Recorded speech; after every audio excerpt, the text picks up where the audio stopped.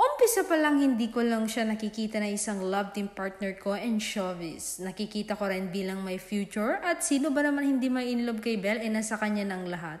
Ang bait ni Lord kasi yung hiniling ko na katangian ng gusto ko sa isang babae, na kay Belle na ang lahat.